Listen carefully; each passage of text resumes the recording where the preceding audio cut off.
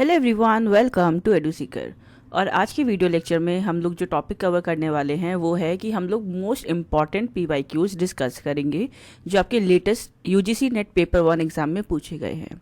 आज की video lecture में जो क्वेश्चंस होंगे वो स्पेसिफिकली यूनिट कम्युनिकेशन से होंगे। तो कम्युनिकेशन यूनिट से जितने क्वेश्चंस आए हैं आपके लेटेस्ट एग्जाम्स में पीवाईक्यूज, वो हम डिस्कस करेंगे डिटेल में। सारे कंसेप्ट का एक्सप्लेनेशन भी हम डिटेल में डिस्कस करेंगे। So yes, let's start with the video lecture. But before starting with that I would like to inform you कि हमने अपनी पेपर 1 की rapid fire revision UGC NET की जो ई बुक है वो लॉन्च करी है। उसका लेटेस्ट वर्जन जो है, लेटेस्ट एडिशन है 2025, वो लॉन्च करा है रिसेंटली। एंड जो ई बुक है उसमें आपको पूरा सिलेबस जो है वो कॉम्प्रिहेंसिवली कवर हो रहा है। जितना भी सिलेबस के 10 यूनिट्स है सारे इजी टू अंडरस्टैंड कंसेप्ट्स में पीवाईक्यूज भी हाईलाइटेड है। so that you can go and check out on our websites, that is www.eduseeker.in. along with that आपको PYQ बुकलेट भी मिल सकती है। PYQ बुकलेट जो है उसमें हमने सबसे इम्पॉर्टेंटली कि जितने भी PYQs है ना उन्हें ईयर वाइज सेग्रीगेट करके क्रोनोलॉजिकल ऑर्डर में लगाया है, plus unit wise chronological order में लगाया है। सो लेट्स से अगर आप टीचिंग एप्टीट्यूड के क्वेश्चंस कर रहे हैं तो आपको पहले टीचिंग एप्टीट्यूड यूनिट फर्स्ट जो है उसके क्वेश्चंस मिलेंगे पीवाईक्यूज जो आपके एग्जाम में पूछे गए हैं, वो भी क्रोनोलॉजिकल ऑर्डर में ईयर वाइज, राइट। सो आप ये दोनों ई बुक्स, अगर आप यूजीसी नेट पेपर 1 की प्रिपरेशन कर रहे हैं, आप ये दोनों ई बुक्स परचेज कर सकते हैं। बहुत अफोर्डेबल प्राइसेस में आपको मिल जाएंगी। ऑल्सो जो हिंदी मीडियम वाले बच्चे हैं वो भी इन ई बुक्स को परचेज कर सकते हैं, because now they are also available in Hindi. So yes, for more details आप लिंक आपको डिस्क्रिप्शन में मिल जाएगा, आप उसे चेकआउट कर सकते हैं। So now let's begin with the first question. तो जो पहला क्वेश्चन था दैट वाज कि आपको correct sequence of profit maximisation strategies बतानी थी मीडिया की। That was enlisted by BL Utter. सो उन्होंने कुछ स्ट्रैटेजीज बताई थी कि 5 ऐसे ट्रिक्स या स्ट्रैटेजीज होती है जो मीडिया हाउसेस यूज़ करते हैं अपने प्रॉफिट को मैक्सिमाइज करने के लिए। तो उनका करेक्ट क्रोनोलॉजिकल ऑर्डर क्या था? सो now you have the following options, और इसमें जो करेक्ट आंसर है that was your option number 3rd, that was C, D, E, A and B. So how let's discuss one by one. तो देखिए जो BL उटेर थे उन्होंने आइडेंटिफाई करा था कि मीडिया ना बहुत सारे मैक्सिमाइजेशन स्ट्रैटेजीज यूज़ करती है, क्योंकि देखा जाए मीडिया भी एक बिजनेस ही है जिन्हें अपना प्रॉफिट इन्हांस करना है। तो अब ऑडियंस जितना ज़्यादा इंगेज रहेगी उतना ज़्यादा उनका रेवेन्यू जो है वो इंक्रीज़ होता है। सो जो स्ट्रैटेजीज है उनका करेक्ट ऑर्डर आपको बताना था। तो जो करेक्ट ऑर्डर था दैट वाज CDEAB, मतलब सबसे पहले आता है सिनर्जी। तो सिनर्जी होती है फर्स्ट स्ट्रैटेजी जो मीडिया यूज़ करती है, जहाँ पे जो मीडिया कंपनीज होती है वो आप ये कह सकते हैं अपने प्रोडक्ट्स को क्रॉस प्रमोट करती हैं डिफरेंट प्लेटफॉर्म्स पे, ठीक है, चाहे वो मूवीज़ हो, मर्चेंडाइज हो या फिर म्यूज़िक हो। सो इससे क्या होता है कि उनका जो प्रॉफिट होता है वो मैक्सिमाइज होता है through revenue. So how see understand, for example आप ये सोचिए कि आपने कोई मूवी देखी, लाइक स्पाइडरमैन की आपने मूवी देखी, ठीक है, वो स्पाइडरमैन की मूवी रिलीज़ हुई है तो आप देखेंगे सडनली आपको मार्केट में स्पाइडरमैन के टॉयज़ दिखने लगेंगे, उससे रिलेटेड वीडियो गेम्स दिखने लगेंगे, टी-शर्ट्स दिखने लगेंगे, ठीक है, यूट्यूब्स पे भी एड्स आएंगे इस चीज़ के। तो इससे हो क्या रहा है कि they are basically helping each other to sell more. तो that is what is synergy. तो इससे क्या होता है, उनका प्रॉफिट मैक्सिमाइज होता है। Then the next is your planned obsolescence. तो इसमें क्या होता है, जो मीडिया कंपनीज होती हैं वो इंश्योर करती हैं कि जो कंटेंट है वो आउटडेटेड ना हो, ठीक है, तो वो कंज्यूमर को फोर्स करती हैं कि वो न्यू कंटेंट को जो है कंज्यूम करें। ऐसे समझिए जैसे कि नेटफ्लिक्स है ना, आप देखेंगे नेटफ्लिक्स पे जो बहुत पॉपुलर सीरीज़ होती है, फॉर एग्जांपल स्क्विड गेम है, ठीक है, तो उसके सबके न्यू सीजन्स आते रहते हैं। अब स्क्विड गेम का न्यू सीजन आने वाला है जिसके लिए मैं बहुत एक्साइटेड हूँ। तो ऐसे ही जो भी पॉपुलर जो टीवी सीरीज़ है तो मीडिया क्या करती है, या मूवीज़ हैं फॉर एग्जाम्पल, या फिर वेब सीरीज़ हैं, तो मीडिया क्या करते हैं, वो लोग उसके ही न्यू सीजन्स लाते रहते हैं। अब फॉर एग्जाम्पल स्क्विड गेम चल गया, ठीक है ना, ग्लोबली रिकॉग्नाइज सीरीज़ है और बहुत ही ज़्यादा पॉपुलर सीरीज़ है ग्लोबली देखा जाए, तो अब उसके सीक्वल्स निकाल दिए, सेकंड सीजन आ गया, अब थर्ड फाइनल सीजन आने वाला है। सो दैट न्यू सीजन्स आते जाएंगे ताकि जो ओल्ड सीजन्स हैं वो फेड अवे होते जाए धीरे धीरे। बट ऐसा ना हो कि आप छोड़ दें वो चीज़ देखना। जैसे नेटफ्लिक्स मेक श्योर कि उसके नए सीजन्स आएँ, क्यों, ताकि आप कंटिन्यू वॉच करते रहो, आप चीज़ें देखते रहो, राइट। क्योंकि अगर फॉर एग्जांपल आप सिर्फ स्क्विड गेम का सीज़न 1 ही आता तो आप एक बार देख लोगे, 2 बार देख लोगे, 3 बार देख लोगे, आप हमेशा तो नहीं देखोगे ना।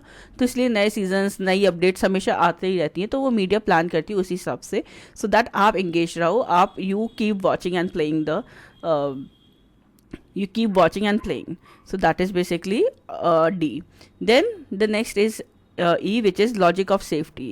So इसमें क्या होता है, जो मीडिया इंडस्ट्रीज होती है वो प्रेफर करती है कि जो ट्रायल एंड टेस्टेड फार्मूलाज है, मतलब जो सीरीज़ या जो वेब सीरीज़ या जो मूवीज़ या जो न्यूज़ चल गई है तो वो उसी के ऊपर ही ज़्यादा काम करती है, सो दैट उनका जो रिस्क होता है लॉस का वो मिनिमाइज हो जाए और प्रॉफिट जो है मैक्सिमाइज हो जाए. फॉर एग्जांपल सलमान खान की मूवीज़ वर्क करती ही हैं जो उसका कैरिज्मा है उसकी वजह से. हाउएवर बहुत सी उसकी मूवीज़ ऐसी होती है जिसमें उसने खुद बहुत बुरी एक्टिंग करी होती है या फिर कोई ऐसा उनका स्टोरी लाइन नहीं होता. उससे बहुत अच्छी अच्छी डॉक्यूमेंट्रीज आपको देखने को मिल जाएगी, पर वो फाइनेंशियल लेवल पे डॉक्यूमेंट्रीज इतना अच्छा वर्क नहीं करती रादर देन जो एक पॉपुलर स्टार की मूवी वर्क करती है. तो मीडिया ट्राइज की जो चीज़ वर्क कर रही है उसको ही ज़्यादा सेल करे, सो दैट उनका जो रिस्क है लॉस का वो कम हो जाए. फॉर एग्जाम्पल आपने किसी सुपर हीरो की मूवी देख ली, ठीक है, तो उसी सुपर हीरो मूवी का आप देखेंगे पार्ट सेकंड आएगा, फिर पार्ट थर्ड आएगा, इस टाइप का आता है, ठीक है, because they keep repeating because they know कि पीपल ऑलरेडी लव देम. सो इसीलिए उनके लिए ज़्यादा प्रॉफिट मैक्सिमाइजेशन स्ट्रैटेजी है वो, और लॉस जो है कम आएगा, उन्हें पता है क्योंकि लोगों को ये चीज़ पसंद है और ये चीज़ बिक रही है. So they keep on making those things.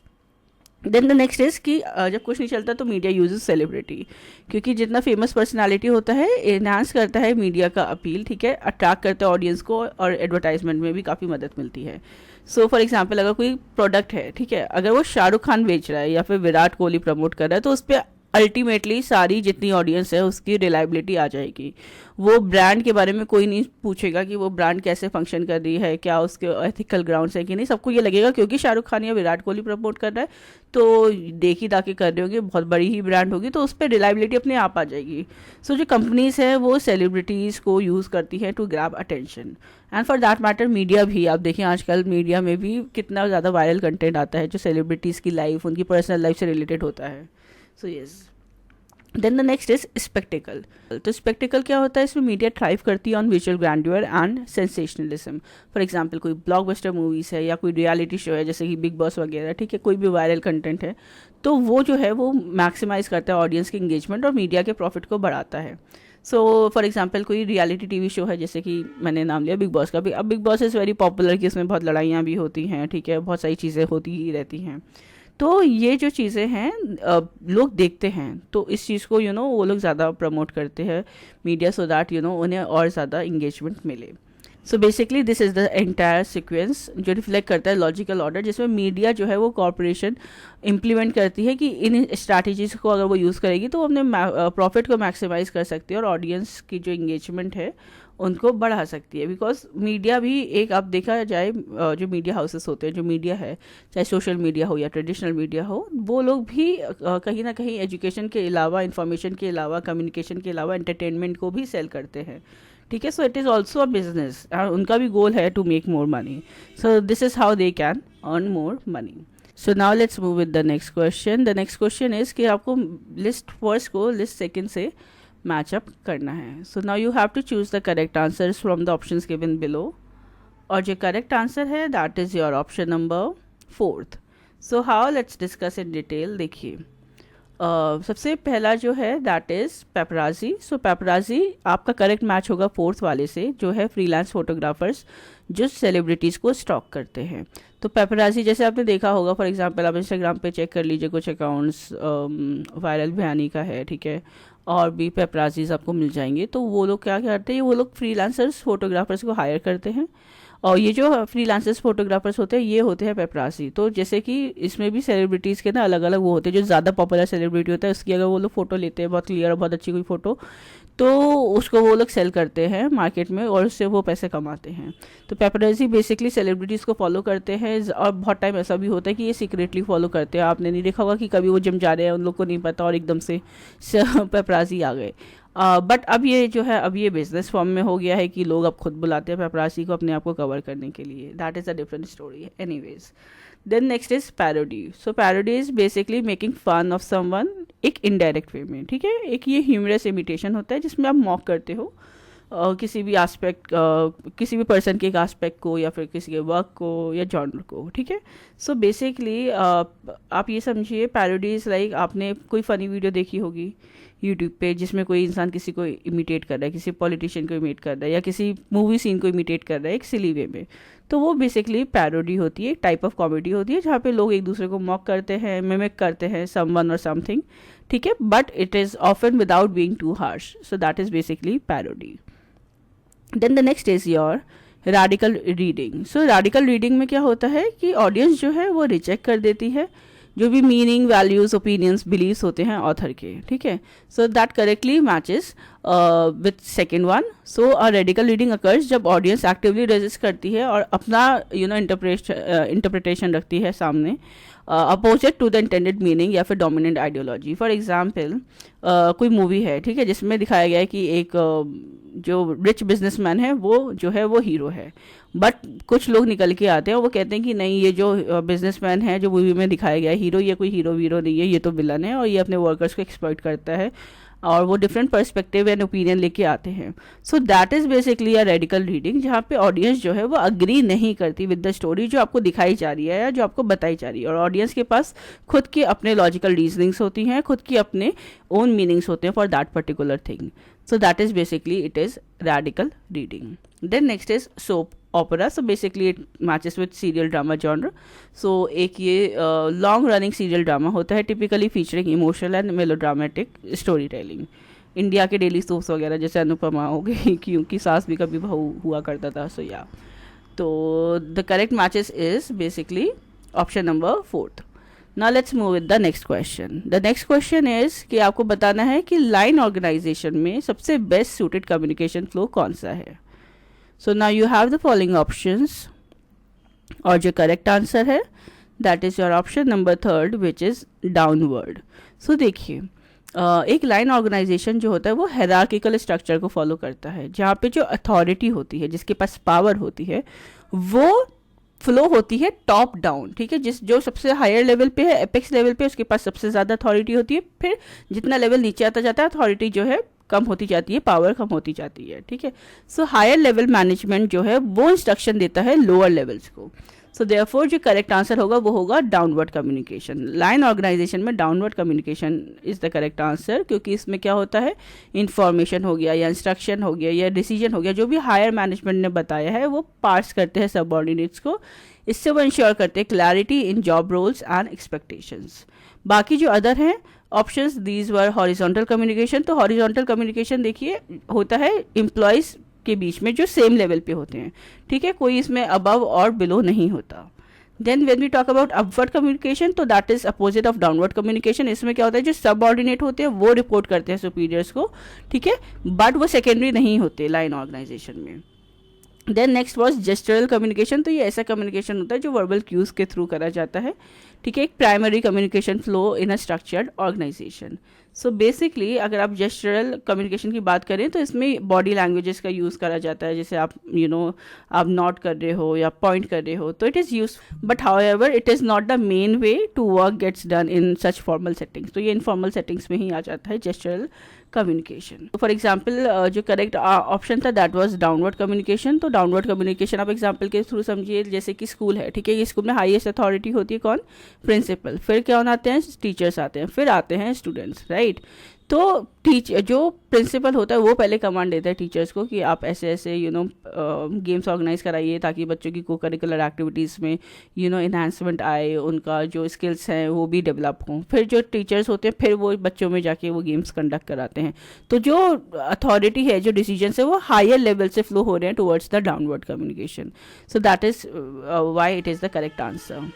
So now let's move with the next question. जो नेक्स्ट क्वेश्चन है that is with reference to digital communication. इधर डिजिटल कम्युनिकेशन की बात हो रही है. So which of the following are the examples of simplex type of communication? So now let's discuss, and these were your following provided options. अब इसमें से आपको चूज करना था what could be the correct answer. So the correct answer is option number 2nd, that was ABC and D. मतलब E जो है walkie talkie communication, ये नहीं आता डिजिटल कम्युनिकेशन के सिंप्लेक्स टाइप ऑफ कम्युनिकेशन के एस्पेक्ट में. So let's discuss in detail. तो देखिए सिंप्लेक्स कम्युनिकेशन क्या होता है। सिंप्लेक्स कम्युनिकेशन होता है वन वे कम्युनिकेशन, जहाँ पे इंफॉर्मेशन जो है वो फ्लो करती है सिर्फ एक डायरेक्शन में, ठीक है, और उसमें रिस्पॉन्स या फीडबैक जो रिसीवर का होता है वो नहीं हो पाता है। So that is basically it is simplex communication. तो आप ये समझिए जैसे कि कोई बात कर रहा है, ठीक है, तो जो दूसरा पर्सन है वो सिर्फ सुन सकता है, वो they can not talk back. So जो मैसेज है वो सिर्फ वन वे डायरेक्शन में जा रहा है विद नो रिप्लाई और feedback. So that is basically what is simplex communication.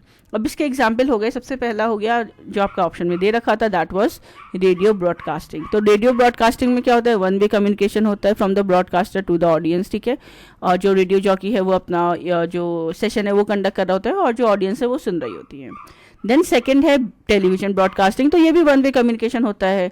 तो टेलीविजन में भी जो सीरीज आप कहते हैं सीरियल्स आ रहे हैं या कोई मूवीज़ आ रही है तो वो आ रही है, न्यूज़ जो है वो आ रही है, आप एज अ ऑडियंस कंज्यूम कर रहे हो उस न्यूज़ को, ठीक है, उस चीज़ को कंज्यूम कर रहे हो। तो जो इन्फॉर्मेशन का जो फ्लो है वो भी वन वे कम्युनिकेशन है। देन नेक्स्ट है कंप्यूटर टू प्रिंटर कम्युनिकेशन। तो जो डाटा जो फ्लो होता है from a computer to a printer वो भी तो विदाउट फीडबैक होता है ना। प्रिंटर कभी कंप्यूटर को फीडबैक तो देता नहीं है। जो कंप्यूटर कहता है प्रिंटर को, जो कमांड देता है कि इस चीज़ को प्रिंट आउट कर दो, प्रिंटर वो चीज़ प्रिंट आउट करके दे देता है।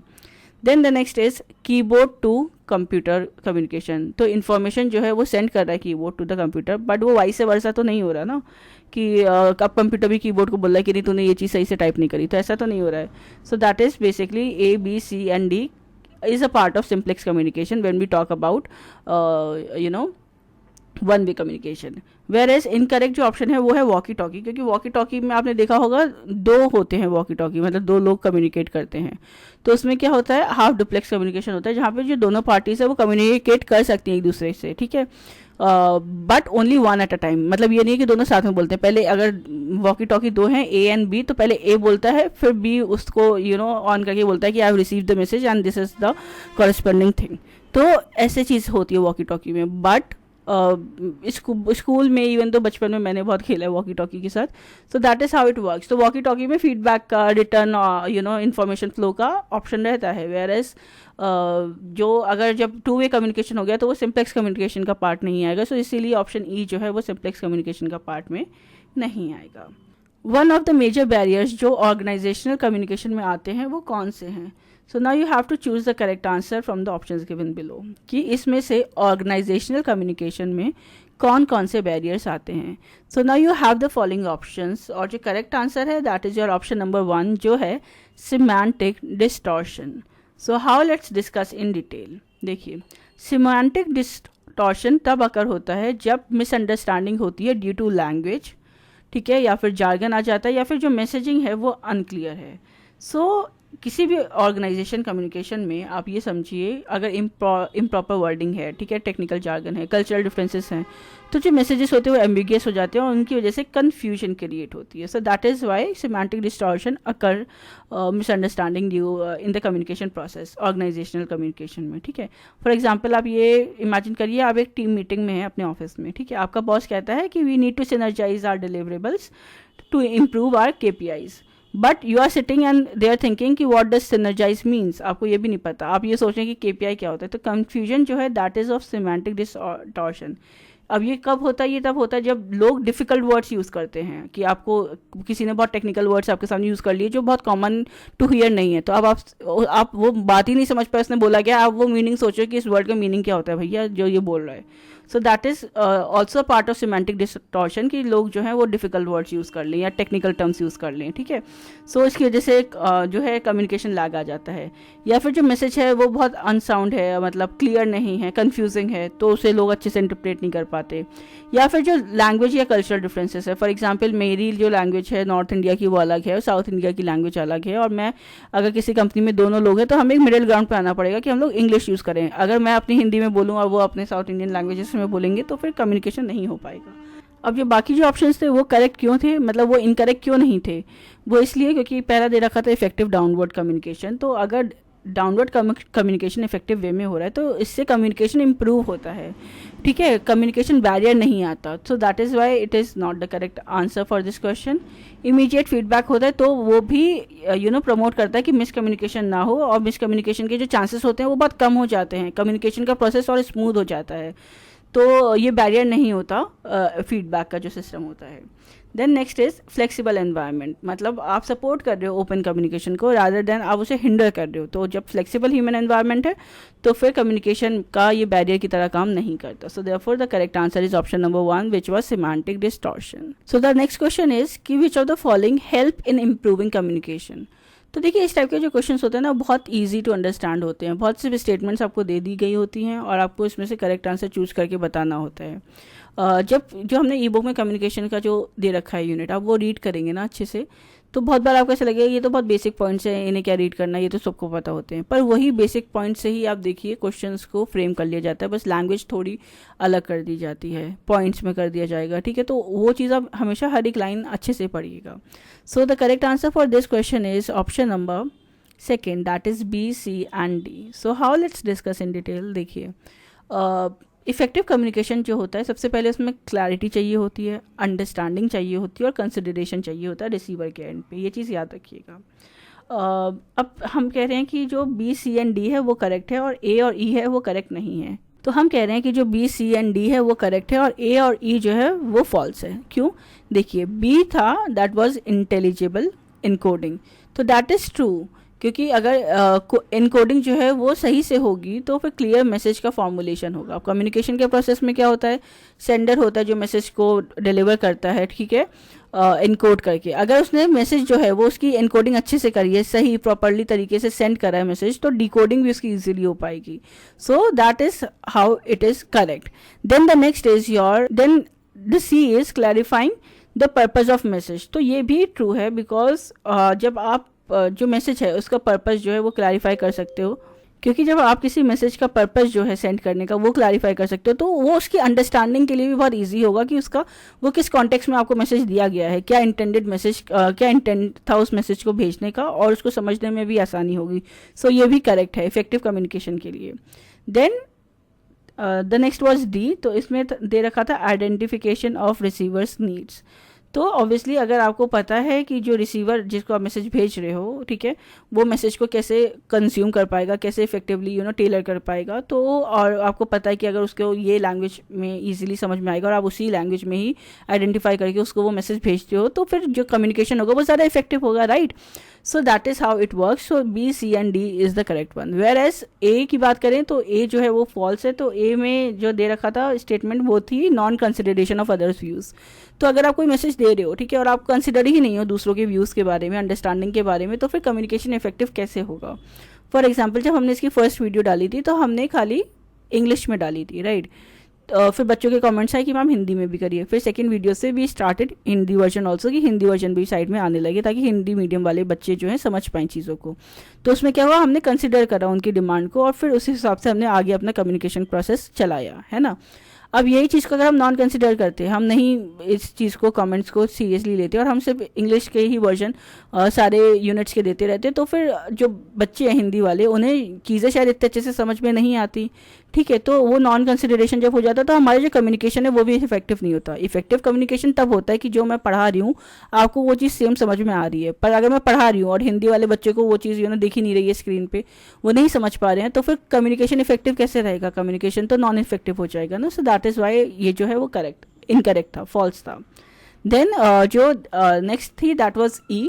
तो उसमें क्या था कि इग्नोरिंग रिसीवर्स इमोशंस। तो अगर आप जो रिसीवर है उसके इमोशंस को इग्नोर कर दोगे तो it can often leads to misunderstanding या फिर poor engagement. So that is why इससे कम्युनिकेशन जो है इफेक्टिव तो नहीं होगा बल्कि हैम्पर होगा। सो देयरफॉर जो करेक्ट ऑप्शन था that was option number second, B, C and D only. Find out the correct chronological order of the following. तो इसमें आपको करेक्ट क्रोनोलॉजिकल ऑर्डर बताना था। Now you have to choose the correct answer from the options given below. और जो correct answer है that is your option number second, that is B, C, D, E and A. So how, सबसे पहले देखिए आता है printing press.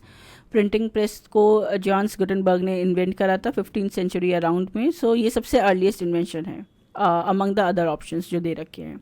फिर आएगा C, that is plan for mechanical computers, जो 19th सेंचुरी में चार्ल्स बेबेज ने डिज़ाइन करा था मैकेनिकल कंप्यूटर्स को और उनको एनालिटिकल इंजीनियर की तरह टर्म दिया गया था 1837 में। And these are also considered as the first concept of a computer. फिर आता है single screen motion picture exhibition, जो फर्स्ट पब्लिक स्क्रीनिंग थी एक मोशन पिक्चर की, दैट हैपेंड इन 1895, ठीक है। देन आएगा E which is first public broadcast of television, जो पहली बार हुआ था 1987 में यूके एंड यूएसए में. And then comes A that is first binary computer by Britishers. तो इसको कॉलसिस बोला गया था. It was develop by British scientist during the world war second during 1940s. So that is how the correct chronological order is.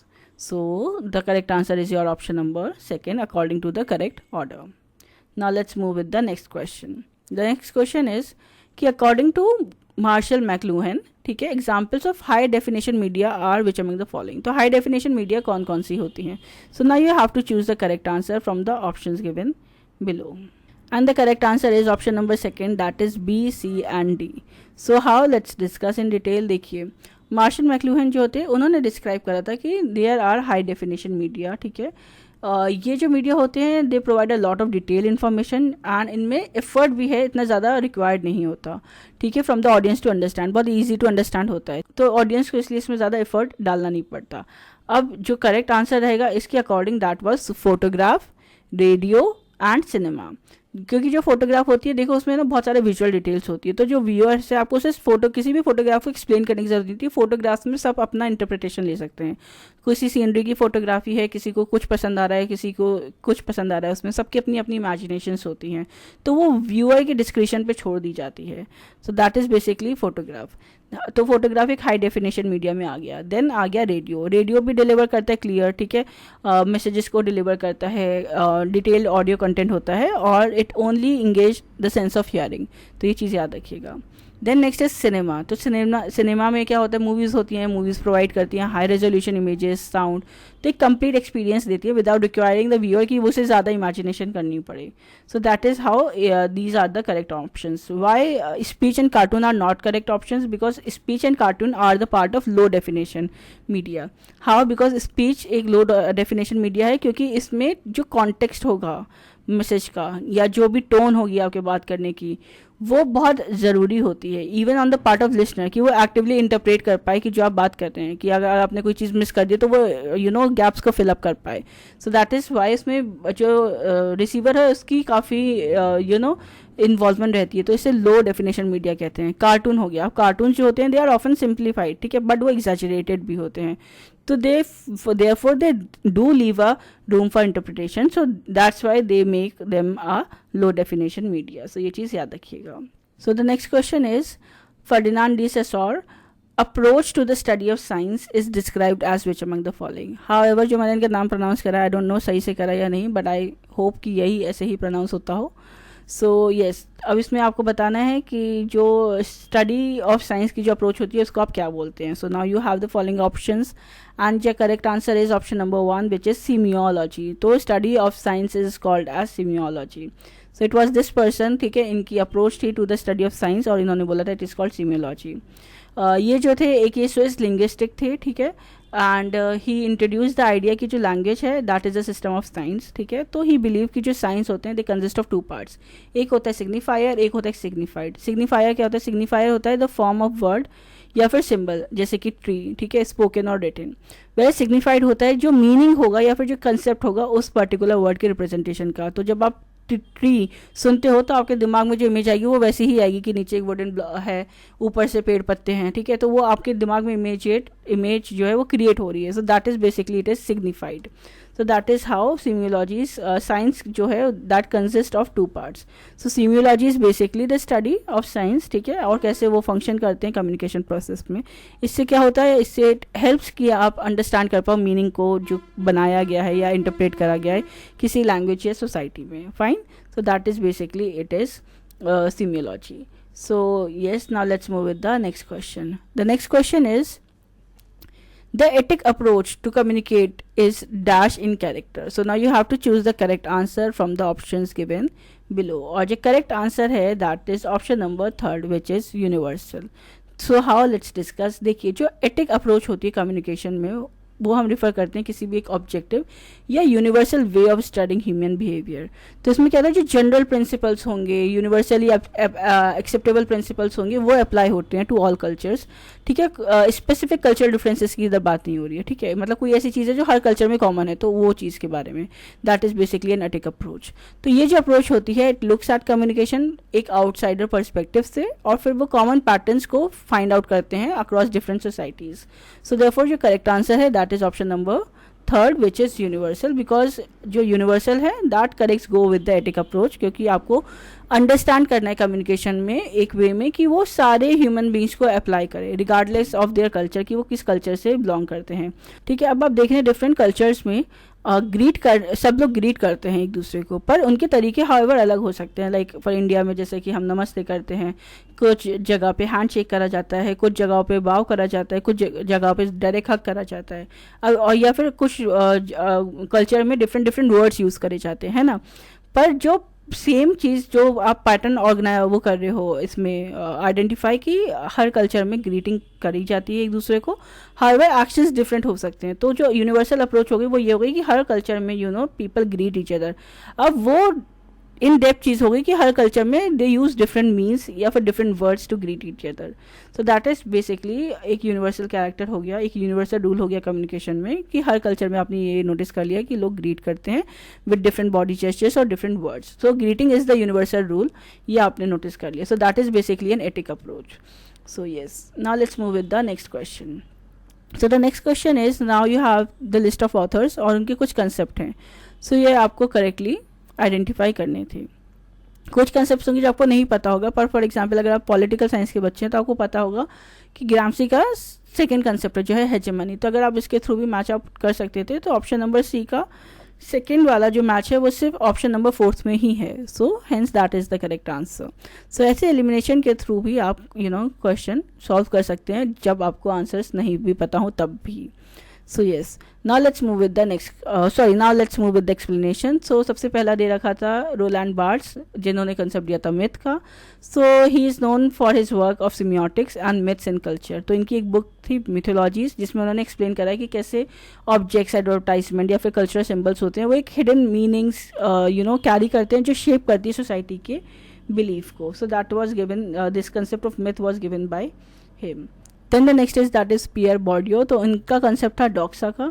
सो इन्होंने इस concept को introduce करा है। अब इसको मतलब इस कंसेप्ट का मतलब होता है it is refer to deeply ingrain belief, कोई ऐसी बिलीफ जो सोसाइटी में बहुत टाइम से है और बहुत स्ट्रांगली परसिस्ट करती है, जो लोग एक्सेप्ट करते हैं कि ये तो नेचुरल चीज़ है, ठीक है, और इसे आप क्वेश्चन नहीं कर सकते। हाउएवर अगर आप आउटसाइडर पर्सपेक्टिव से देखोगे तो वो शायद जो चीज़ है वो पावर स्ट्रक्चर शेप करता आया है, क्योंकि जो पावर में लोग थे उन्होंने उस चीज़ को लीगलाइज बना दिया कि नहीं ऐसी चीज़ें होनी चाहिए, ऐसी चीज़ें होनी चाहिए। But that is happening in society, ठीक है। तो वो बहुत ज़्यादा आपकी सोसाइटी में इंग्रेंड हो गई है, उस चीज़ को आप निकाल नहीं पा रहे हैं, आपने एक्सेप्ट कर लिया है उस चीज़ को as natural, unquestionable. So that is basically the concept of doxa. आप सोचिएगा कि आपकी इंडियन सोसाइटी में क्या डॉक्सा है और फिर कमेंट सेक्शन में बताइएगा, या फिर आपकी जो सोसाइटी है जहाँ से आप बिलोंग करते हो तो उसमें कौन सी ऐसा कंसेप्ट है जो एक अनसेड रूल है। So yes, then the next is Gramsci का कंसेप्ट जो है हेजेमनी। तो ये जो कंसेप्ट है ग्राम्सी ने डेवलप करा था, जो एक्सप्लेन करता है कि कैसे जो रूलिंग क्लास है वो पावर मेंटेन करती है। अब क्योंकि टाइम बदल गया तो फोर्स के थ्रू नहीं करती, इनडायरेक्ट वे में रूल करती हैं बाय शेपिंग कल्चरल नॉर्म्स या फिर आइडियाज़, ठीक है, और सेकेंडरी इंस्टीट्यूशंस को यूज़ करके making their dominance. So it seems very natural. So yeah then the next is Jean Baudrillard, उनका कंसेप्ट है सैमुलेशन का। So he introduce this idea of simulation. इसमें क्या मतलब होता है सैमुलेशन का? इट मीन्स कि जो मॉडर्न वर्ल्ड है, ठीक है, जो रियलिटी है उससे आप मीडिया क्रिएटेड इमेजेस से रिप्लेस कर देते हैं। So it is making hard to distinguish between real and fake, but however you can distinguish. Simulation का आप ये समझिए एग्जाम्पल, फॉर एग्जाम्पल यूज़ होता है जैसे कि पायलट स्टडीज़ में। फॉर एग्जाम्पल अगर आप पायलट की ट्रेनिंग ले रहे हैं जाके, तो डायरेक्टली तो आपको प्लेन उड़ाने को दे नहीं देंगे कि आप प्लेन उड़ाइए और ठोक दीजिए, कार की तरह तो होता नहीं है, उसमें तो जानी चली जाएगी डायरेक्ट। तो एक सिमुलेशन का एक एनवायरनमेंट क्रिएट करा जाता है जहाँ पे आपने देखा होगा जो ट्रेनिंग्स होती है पायलट्स की, वहाँ पे एक एरोप्लेन का आगे का कॉकपिट होता है और टेम्परेचर कंट्रोल वगैरह का ऑप्शंस होते हैं, पूरे मूवमेंट्स भी उसके ऐसे ही हो रहे होंगे जैसे अब रियल लाइफ में चला रहे हैं प्लेन। तो उधर उनकी ट्रेनिंग होती है, फिर जाके उन्हें जो है पूरा एक एरोप्लेन दिया जाता है चलाने के लिए। So that is basically how simulation work. Then therefore this is the correct answer, that is A का fourth, B का first, C का second and D का third, that is your option number fourth. So now let's move with the next question. So the next question is, when content that we have previously learned interfere with the recall of something newly learned. So इस interference को आप क्या बोलते हो, ठीक है, communication terminology में. So now you have the following options, और जो करेक्ट आंसर है वो है ऑप्शन नंबर सेकंड, जो है प्रोएक्टिव इनहिबिशन. मतलब आपने कोई पहली चीज़ पढ़ी है पर आप कोई नई चीज़ सीखना चाह रहे हो, पर वो जो पहले पढ़ी चीज़ है वो हैम्पर कर रही है आपकी नई चीज़ को, तो उसको क्या बोलते हैं. So that is correct, that is correctly known as proactive inhibition. ठीक है, तो जैसे लर्निंग इंपॉर्टेंट होती है और टफ होती है कोई चीज़ को, नई चीज़ को सीखना, वैसे ही कोई पुरानी चीज़ों को भुलाना भी बहुत ज़्यादा टफ होता है. तो मेरे हिसाब से तो जितना टफ लर्निंग होता है उतना ही टफ अनलर्निंग भी होता है, क्योंकि अनलर्निंग में आप कॉन्शियस हो कि आपने कोई चीज़ पहले से सीख ली है, अब आपको उस चीज़ को अपनी ज़िंदगी से हटाना है. So unlearning is also very tough. So now let's discuss in detail कि प्रोएक्टिव इनहिबिशन होता क्या है. देखो, प्रोएक्टिव इनहिबिशन अकर होता है जब कोई पुरानी इन्फॉर्मेशन इंटरफेयर करती है आपकी एबिलिटी से कि आप नई इन्फॉर्मेशन को कैप्चर नहीं कर पा रहे हैं. फॉर एग्जांपल, आपने पहले स्पेनिश सीखी होगी, ठीक है, अब आप फ्रेंच सीखना चाह रहे हैं, पर आपका जो स्पेनिश की जो वोकेबलरी है वो इंटरफेयर कर रही है. अब जो आप नए टर्म्स फ्रेंच वर्ड्स में सीख रहे हो, आप कंफ्यूज हो रहे हो. सो that is basically an example of proactive inhibition. ठीक है, वेयर अगर हम बाकी ऑप्शंस की बात करें, सो जो रेट्रोएक्टिव इनहिबिशन होता है वो कॉन्ट्रास्ट होता है. इसमें क्या होता है कि जो न्यू इन्फॉर्मेशन होती है वो इंटरफेयर करती है पुरानी वाली इन्फॉर्मेशन के साथ. ठीक है, तो ये चीज़ याद रखिएगा. अपार्ट फ्रॉम दैट, जो रेट्रोएक्टिव इनहिबिशन है, ऑप्शन नंबर 1, वो old memories due to new learning को इफेक्ट करती है. अटेंशन इनहिबिशन जो ऑप्शन नंबर 2 था, दैट रिलेट्स टू डिफिकल्टी, जब आप फोकस नहीं कर पाते. रिस्पॉन्स इनहिबिशन ऑप्शन नंबर 4 है, वो तब अकर होता है जब आप इम्पल्सिव होते हैं आपके बिहेवियर को लेके, आप कंट्रोलिंग नेचर के होते हैं अपने इम्पल्सिव बिहेवियर को लेके.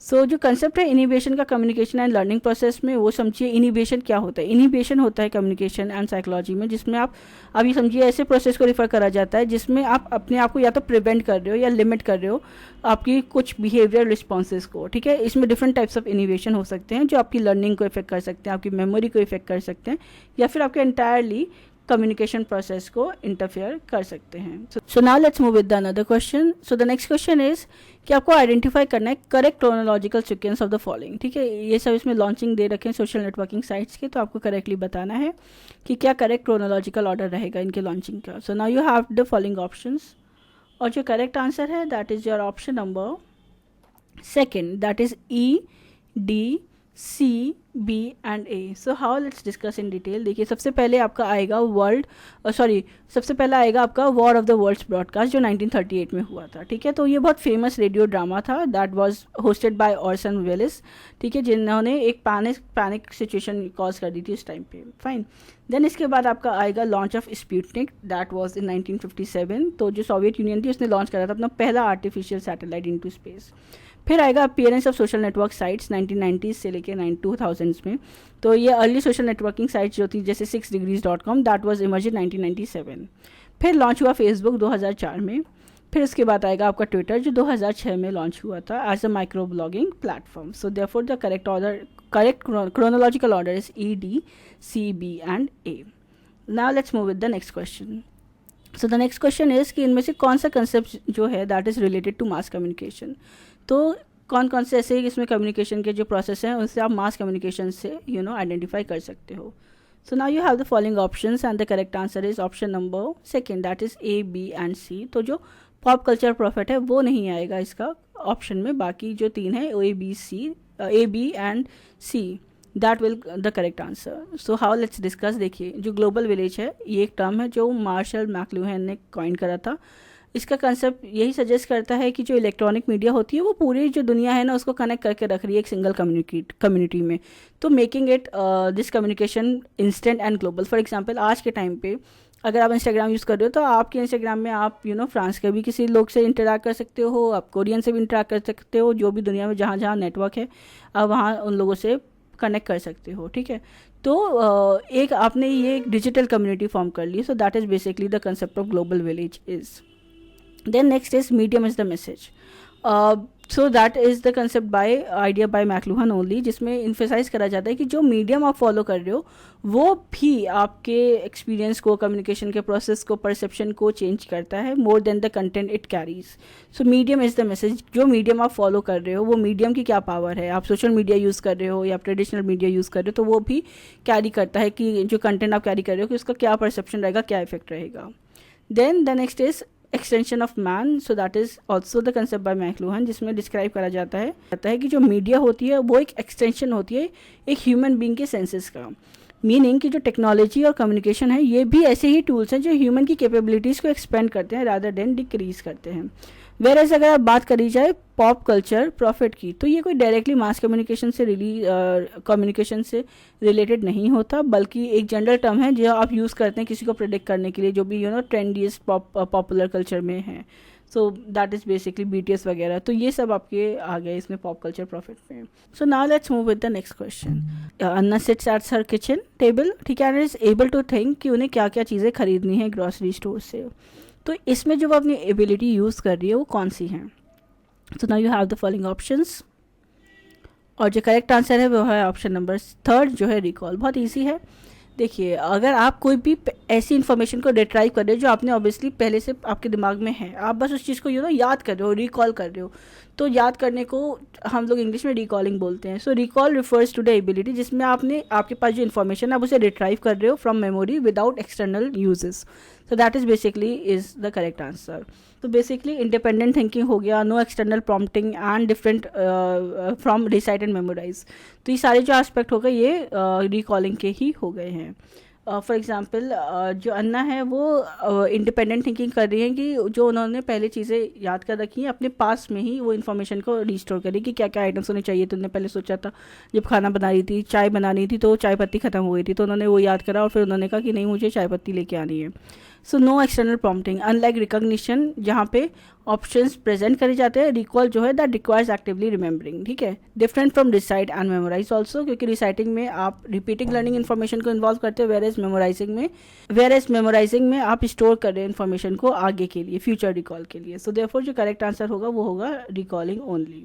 द पीरियड ऑफ टाइम जब कम्युनिकेशन नेटवर्क इनऑपरेटिव हो जाता है तो उसको क्या बोलते हैं। So now you have the following options, और जो करेक्ट आंसर है वो है option number 3 which is your down time. So how let's discuss in detail. देखिए, डाउन टाइम को रिफर करा जाता है ऐसा पीरियड जब कम्युनिकेशन नेटवर्क या जो भी सिस्टम है या जो भी सर्विस है वो अनअवेलेबल है या फिर नॉन फंक्शनल है। अब ये किसी भी वजह से हो सकती है कि मेंटेनेंस की वजह से हो सकती है, टेक्निकल फेलियर्स की वजह से हो सकती है, या फिर कोई भी अनएक्सपेक्टेड इशू पॉप अप हो जाए। It is opposite of up time. Up time कौन सा टाइम होता है जहाँ पे इंडिकेट करा जाता है कि जो ड्यूरेशन है सिस्टम का वो ऑपरेशनल रहेगा, ठीक है। It is critical in IT sector या फिर टेलीकॉम इंडस्ट्रीज़ में, ठीक है, क्योंकि वहाँ पे ही ये सारे इश्यूज आते हैं। तो before moving with the next question, इस टाइप के कंसेप्ट जो है आपके एग्जाम में पूछे गए हैं तो वो डिस्कस कर लेते हैं। जैसे कि पहला था टाइम फिट। तो टाइम फिट क्या होता है, it is refer to the optimal timing of content कि आपको डिलीवर करना है, ठीक है, कम्युनिकेशन एंड मीडिया में। तो इससे क्या होता है कि ये मैसेज इंश्योर करता है कि जो मैसेज है वो रिसीव हो रहा है, प्रोसेस भी हो रहा है, रिस्पॉन्ड भी करा जाता है राइट टाइम पे, ताकि जो प्रॉफिट है और जो इम्पैक्ट है वो मैक्सिमाइज हो पाए, ठीक है। सो जैसे कि अगर कोई यूट्यूब चैनल है उसने पर्टिकुलर एक टाइम बना रखा है, उसे पता है कि ये जो टाइम है उस पर मैं वीडियो डालूंगा तो ज़्यादा मेरी ऑडियंस तक रीच हो पाएगी। So that is basically time fit. Fine. For example TV advertisement, उनको भी शेड्यूल करा जाता है ड्यूरिंग द प्राइम टाइम, क्योंकि उन्हें पता है कि ये जो चीज़ चल रही है प्राइम टाइम पे ये लोग देख रहे हैं और ये स्किप नहीं करेंगे। अगर हम लोग 30 सेकंड का एडवर्टाइजमेंट भी डाल देंगे तो वो चैनल चेंज नहीं करेंगे, वो एडवर्टाइजमेंट देख लेंगे। So that is basically your time fit. Then next is uptime, जो आपके ऑप्शन में दे रखा था। तो अप टाइम इज़ ऐसा पीरियड जिसमें किसी भी सिस्टम, वेबसाइट या नेटवर्क जो है वो ऑपरेशनल है, अवेलेबल है, ठीक है। मीडिया एंड कम्युनिकेशन में अगर इसकी बात करी जाए तो high up time is crucial for uninterrupted content, चाहे ब्रॉडकास्टिंग में हो या डिजिटल सर्विसेज में हो। किसी भी न्यूज़ वेबसाइट का अप टाइम जो होता है वो 99.9% अप टाइम अगर है तो इट मीन्स कि it is acceptable almost all period of time, ठीक है, और विदाउट क्रैशेस। डाउन टाइम होता है जब कोई भी सिस्टम या कम्युनिकेशन नेटवर्क जो है वो अनअवेलेबल होता है किसी भी पर्पज़ की वजह से, मेंटेनेंस हो गया, फेलियर हो गया और टेक्निकल इश्यूज हो गए, ठीक है। ये प्रोडक्टिविटी, सर्विस रिलायबिलिटी इन सबको इफेक्ट भी करता है। अगर फॉर एग्जांपल कोई टीवी चैनल है जो ब्रॉडकास्ट आउटेज फेस करे ड्यू टू सर्वर फेलियर तो हाई चांसेस कि इसका प्रॉफिट भी डाउन हो जाएगा। Then the next is load time. Load time क्या होता है, जो भी टाइम एक वेबसाइट या वेब पेज या मीडिया फाइल लेती है डिस्प्ले करने के लिए आपको कुछ भी, उसको बोलते हैं लोड टाइम। फॉर एग्जांपल आपने ये वीडियो चलाई, आपने वीडियो पे क्लिक कर दिया पर आपकी वीडियो प्ले होने में 5 सेकेंड्स लिया, तो वो जो टाइम है that is basically your load time. तो जितना फास्टर लोड टाइम रहता है उतना यूज़र एक्सपीरियंस जो है वो इन्हांस रहता है और जो इंगेजमेंट होती है ऑनलाइन कम्युनिकेशन में वो प्रॉपर होती है। तो फॉर एग्जाम्पल अगर कोई आप यूट्यूब वीडियो देख रहे हैं जिसमें बहुत बफरिंग आ रही है due to slow load time, तो वो आपकी रिटेंशन को भी इफेक्ट करेगी ही। सो फॉर एग्जाम्पल कोई यूट्यूब वीडियो है जो बफरिंग में बहुत ज़्यादा टाइम ले रही है, ठीक है, उसका बहुत स्लो लोड टाइम है, तो उसका जो यूज़र का जो रिटेंशन रेट होगा वो भी कम हो जाएगा। हो सकता है कुछ यूज़र्स जो है वो फेडअप हो जाए, वो वीडियो लीव करके चले जाएं कोई और कंटेंट देखने के लिए। So that is basically it is a load time. Then the next is bandwidth. तो देखो जो कोई भी डाटा का जो अमाउंट होता है जिसको आप ट्रांसमिट कर सकते हो over a network in a given period of time, that is called as bandwidth. जितनी हायर बैंडविड्थ होती है उतना फास्टर जो है मीडिया स्ट्रीमिंग होती है। सो कोई भी आप देखेंगे अगर जो वीडियो कॉल हो रही है अगर वो लो बैंडविड्थ में हो रही है तो उसमें वीडियो में लैग आएगा या फिर डिस्कनेक्ट होती रहेगी फ्रिक्वेंटली। अगर आप हाई बैंडविड्थ का इंटरनेट यूज़ कर रहे हैं तो हाई चांसेस है कि ये सब चीज़ें नहीं होंगी। Then the next is latency. Latency क्या होता है? लेटेंसी होता है डाटा ट्रांसमिशन में डिले आना between the sender and receiver. तो फॉर एग्जांपल अगर लो लेटेंसी है तो इट इंश्योर्स कि आपका जो कम्युनिकेशन है वो बहुत स्मूथ होगा लाइव स्ट्रीमिंग में, गेमिंग में या फिर रियल टाइम इंटरेक्शन में। जितनी हाई लेटेंसी होगी उतना ज़्यादा डिले आएगा, ठीक है। So that is basically the concept of latency is. Then the next is SNR, जिसे बोलते हैं signal to noise ratio. So basically it measures जो भी क्लैरिटी है कम्युनिकेशन सिग्नल्स में compare to the unwanted interference. So high SNR means better quality of communication. इसका example हो गया कि जितना क्लियर फ़ोन कॉल में आवाज़ आती है विद नो बैकग्राउंड डिस्टर्बेंसेस, उसका मतलब है उसकी सबसे ज़्यादा it has a high SNR। Media scheduling. So ये जो स्ट्रैटेजी होती है इसमें आप टाइमिंग जो मीडिया का ब्रॉडकास्ट है, एडवर्टाइजमेंट का है, ऑनलाइन कंटेंट का है, उसे रिलीज़ करते हो for maximum reach. It involve choosing कि पीक आवर्स कौन से हैं, ऑडियंस का प्रेफरेंस टाइम कौन सा है, टाइम जोन्स कौन से हैं, ठीक है, किस सोशल मीडिया पोस्ट को कब शेड्यूल करना है, मॉर्निंग में या इवनिंग में, क्या एंगेजमेंट स्पाइक रहेगा, क्या थंबनेल रहेगा। तो वो सारी चीज़ें जो है वो आपकी मीडिया शेड्यूलिंग में आ गई। Now let's move with the next question. The next question is as a mode of communication जो ड्रामा होता है उसके 4 फॉर्म्स होते हैं वेस्टर्न पर्सपेक्टिव में। तो वो कौन से हैं 4 perspectives? So now you have the following options and the correct answer for this question is your option number first, that is A, B, C and D। Character drama is not a part of it. So देखिए tragedy जो है that is basically एक serious drama का kind होता है जिसमें आप human suffering को प्रेजेंट करते हैं, ठीक है, often with the downfall of the protagonist, ठीक है। Then next is comedy. तो एक ये लाइट हार्टेड ड्रामा होता है जिसमें मेन एम यही होता है कि ऑडियंस को एंटरटेन करना है, अम्यूज़ करना है with humorous elements. Then next is serious drama. एक ब्रॉड कैटेगरी होती है जिसमें आप प्ले करते हैं इंपॉर्टेंट थीम्स को, ठीक है, without strict structures of tragedy.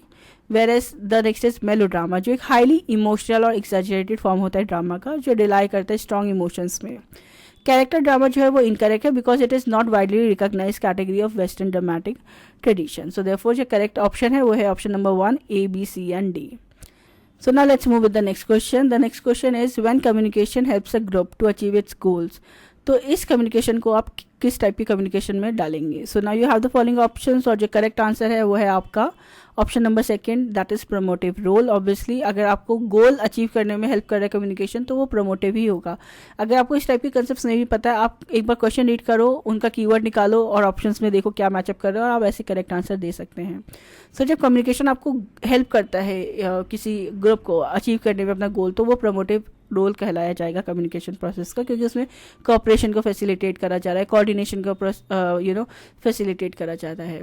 तो इसका डेफिनेशन बेसिकली यही है प्रमोटिव रोल ऑफ कम्युनिकेशन का कि ग्रुप कोऑर्डिनेशन जो है वो इन्हांस होता है और फिर जो पर्टिकुलरली गोल अचीव करना है वो आप कर लेते हैं। कोऑपरेशन को फैसिलिटेट करता है, डिसीजन मेकिंग को इम्प्रूव करता है और प्रोडक्टिविटी भी इन्हांस होती है।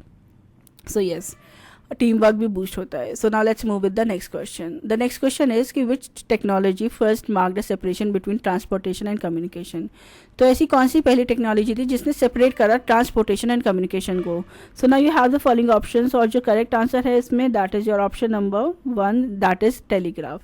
So basically telegraph was the one जिसने मार्क करा था separation of transportation and communication, because जब टेलीग्राफ से पहले कम्युनिकेशन जो है वो फिजिकल ट्रांसपोर्टेशन ऑफ मैसेजेस पे रिलाई करता था, जैसे लेटर्स हो गया, कुरियर्स हो गया। टेलीग्राफ ने जो है अलाउ करा instant long distance communication without the need of physical movement. तो ये जो इनोवेशन था इसने रिवोल्यूशनाइज कर दिया इन्फॉर्मेशन एक्सचेंज को, स्पेशली गवर्नेंस में, ट्रेड में एंड वॉर में। Now the next question is, mind to mind communication involves the communication of meanings through which among the following.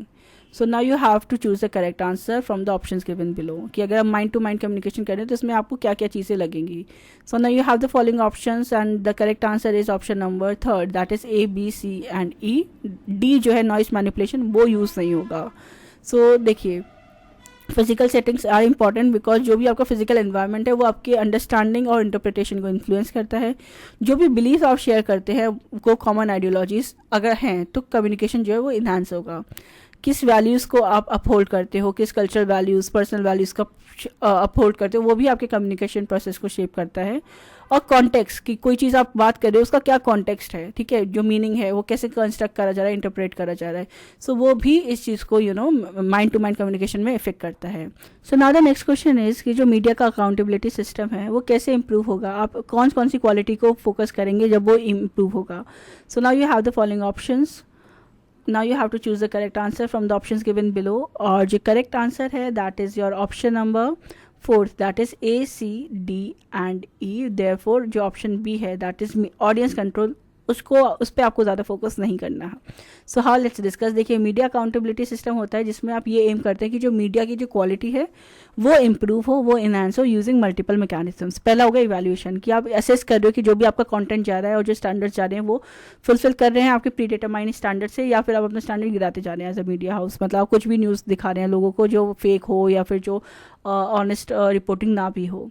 Then the next is monitoring, कि आप track कर रहे हो आपकी परफॉर्मेंस का, ठीक है, एथिकल कंप्लायंस का, कि ऐसा नहीं है कि आपका लॉस हो रहा है तो आप कुछ भी न्यूज़ जो है लोगों को दिखा रहे हैं। So monitoring is also very important. Then next is education, कि आप मीडिया प्रोफेशनल्स को ट्रेन कर रहे हो कि वो कैसे उनको आप ट्रेन कर सकते हो प्रोफेशनल्स को, so that they can also create public awareness. Then next is feedback, कि जो आपको फीडबैक मिल रहा है ऑडियंस के थ्रू, ऑडियंस के रिस्पॉन्सेज के थ्रू, उस पर आप वर्क कर रहे हो और फिर आगे उस चीज़ पे आप अपनी क्रिटिसिज्म एंड कंप्लेंट्स को टेक अवे कर पा रहे हो और फिर उनको कैसे डील करना है आगे, आप उस चीज़ को आगे फॉरवर्ड रख पा रहे हो।